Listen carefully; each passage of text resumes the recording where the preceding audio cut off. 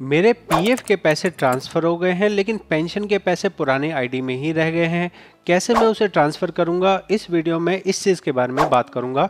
छोटा सा परिचय, मेरा नाम सागर है, मैं पीएफ कंसल्टेंट हूं। जो आपको बताने जा रहा हूं ये 100% सच है, आप मान लीजिएगा, इसके अलावा और कुछ नहीं होता है। समझना होगा थोड़ा थ्योरी को।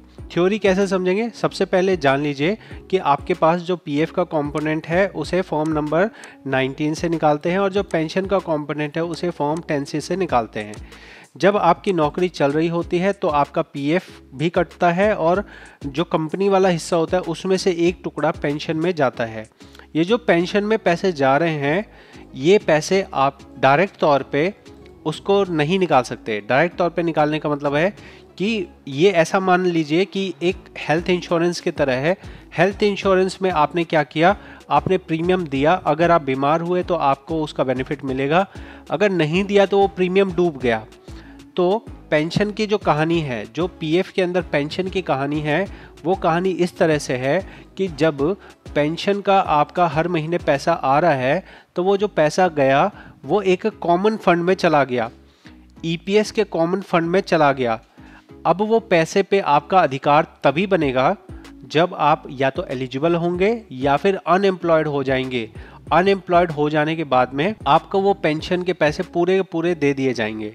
तो अगर आपका पेंशन का पैसा ट्रांसफ़र नहीं हुआ है तो ये एक नॉर्मल बात है, ये सभी लोगों के अकाउंट में इसी तरह से होता है। सभी लोगों का यही प्रोसेस होता है कि आपका जो भी पेंशन का आया वो अमाउंट बस दिखाने के लिए है कि इतना इतना आपका रिसीव हो गया, ताकि लोगों को पता लगे कि हाँ भाई हर महीने हमारे पेंशन के पैसे आ रहे हैं। अब आपको उसे जो है ट्रांसफ़र करने जैसा दिखना नहीं, मतलब ज़रूरत नहीं है दिखाने की। वो आप मान लेंगे कि अगर आपका ट्रांसफ़र हो गया, आपने अपना ट्रांसफ़र फॉर्म भरा, या तो ऑटोमेटिक भरा या फिर मैनुअल भरा, अगर आपका पीएफ ट्रांसफ़र हो गया तो मान लीजिए कि पेंशन की सर्विस भी ट्रांसफ़र हो गई। पेंशन का जो अमाउंट ट्रांसफ़र नहीं होता है, पेंशन की सर्विस ट्रांसफ़र होती है। और ये जो पेंशन की सर्विस ट्रांसफ़र हो रही है, ये पीएफ वाले अपने रिकॉर्ड में नोट कर लेते हैं। ये आपको कहीं दिखाई नहीं देगी, तो आपको वहम ना हो इसके लिए मैं आपको एक रियल अकाउंट दिखा रहा हूँ कि आप देख लीजिए। यहाँ पे ट्रांसफ़र हो गए पैसे, यहाँ पे लगभग 4 लाख रुपए के करीब ट्रांसफ़र हुए हैं, लेकिन पेंशन के पैसे यहीं पे शो कर रहे हैं। तो पेंशन के पैसे ऐसे ही रहते हैं। ये पैसे आपको कब मिलेंगे? ये पैसे आपको तब मिलेंगे, दो शर्त पे मिलेंगे। या तो आप अगली कंपनी में जब आपने ट्रांसफ़र कर लिया, जैसे ये वाला पैसा ट्रांसफ़र हो गया, ठीक है, मैं आपको दिखा देता हूँ। देखिए, अब मैंने इसे ट्रांसफ़र कर लिया 2023 में। अब होगा क्या, ये 2023 में अगली कंपनी में चले गए। अगली कंपनी में देखो 2023 में यहाँ पे आ गए पैसे, यहाँ पे आ गए ना, ये पैसे यहाँ आ गए। अब ये पैसे जब यहाँ आ गए और मुझे पैसा निकालना है तो मैं क्या करता हूँ, मैं अपना फॉर्म नंबर 19 भरता हूँ, ठीक है, और फॉर्म नंबर 10C भरता हूँ। जब मैं फॉर्म नंबर 19 भरता हूँ तो मुझे पूरा का पूरा जो पुराना पीएफ आया था वो पूरा का पूरा पीएफ विड्रॉ हो गया, और विड्रॉ होके मेरा पीएफ का बैलेंस 0 हो गया। और जब मैं फॉर्म 10C भरता हूँ, जब मैं फॉर्म नंबर 10C भरता हूँ तो मुझे पुराने वाली कंपनी का पेंशन का अमाउंट प्लस अभी वाली कंपनी का जो पेंशन का अमाउंट है, वो दोनों ही अमाउंट मिलते हैं। लेकिन अगर आपको पैसा, पेंशन का पैसा दे भी दिया जाता है तो भी यहाँ पे वैल्यू पूरी पूरी दिखाते रहते हैं, वैल्यू यहाँ नहीं हटती है।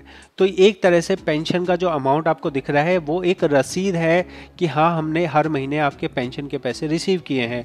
लेकिन आपको ट्रांसफ़र करने के लिए कुछ अलग नहीं करना है, ना ही आपके अकाउंट में कोई गलती हुई है। पैसा कब आपको मिलेगा ये मैंने बता दिया, कैसे मिलेगा वो बता दिया। फॉर्म नंबर 10C जब भरोगे, अगर अनएम्प्लॉयड हो गए 2 महीने के लिए, कहीं जॉब नहीं कर रहे हो, तभी जाके आपको वो पेंशन के पैसे निकालने का अधिकार है। अगर आप नौकरी करते रहते हैं, आगे आपकी कोई नौकरी आई, बदलते रहा और फिर आपके 58 साल की कंप्लीट हो गई, तब ये देखा जाएगा। क्या देखा जाएगा? ये देखा जाएगा कि मान लीजिए कंपनी नंबर 1 में कितने साल की सर्विस करी थी, अमाउंट कितना है ये नहीं देखा जाता है। कितने साल की सर्विस करी थी, 4.5 साल की करी थी, ठीक है जी। कंपनी नंबर 2 में कितनी की थी, चलिए मान लिया कि 6 साल की करी थी। कंपनी नंबर 3 में कितनी करी थी, मान लीजिए 12 साल की करी थी। इस तरह से साल देखे जाते हैं और फिर आखिरी जब आखिरी वाली सर्विस होती है, आखिरी वाली सर्विस में सैलरी कितनी थी, सैलरी के हिसाब से एक फॉर्मूला बनता है, इसके हिसाब से पेंशन के अमाउंट दे दिए जाते हैं। तो अमाउंट के पीछे नहीं पड़ना है। आपका जो पेंशन का ट्रांसफ़र नहीं हुआ है वो बिल्कुल सही है, बिल्कुल ऐसा ही होता है, आपको कुछ उसके लिए घबराने जैसा नहीं है। ठीक है, मैं आपको ये चीज़ें जो बता रहा हूँ ये एक ऐसे सवाल हैं जो पिछले 5 सालों से मैं इसका जवाब दे रहा हूँ। आपको अगर इस सवाल का आंसर मिल गया हो, आप चैनल को सपोर्ट कीजिए सब्सक्राइब करके। ये चैनल आपके पीएफ के बारे में बेस्ट से बेस्ट जानकारी देता है। आप अगर इसे सपोर्ट करेंगे तो ये और लोगों तक पहुँचेगा और लोगों की मदद होगी। ठीक है ना। बाकी आपको अगर पर्सनल कंसल्ट करना हो या आपको फॉर्म फाइलिंग करवाना हो या किसी तरह का आपको लगे कि यार ये मेरा काम थोड़ा ख़राब लग रहा है, क्या होगा कैसे होगा मुझे समझ नहीं आ रहा, कोई बताने वाला नहीं है, तो आप फीस देके मुझे भी कंसल्ट कर सकते हैं। मैं सिर्फ आपको वीडियोस नहीं बना के देता, मैं आपको प्रैक्टिकल भी इन चीज़ों को डिस्कस कर सकता हूँ, आपको चीज़ें जो है सॉल्यूशन इनके बता सकता हूँ। प्रोसेस आपको फॉलो करना पड़ेगा। अगर कहीं ऐसा है कि आपको जाने की ज़रूरत है, कंपनी से लिखवाने की ज़रूरत है, पीएफ ऑफिस जाने की ज़रूरत है, तो वहाँ आपको भी जाना पड़ सकता है।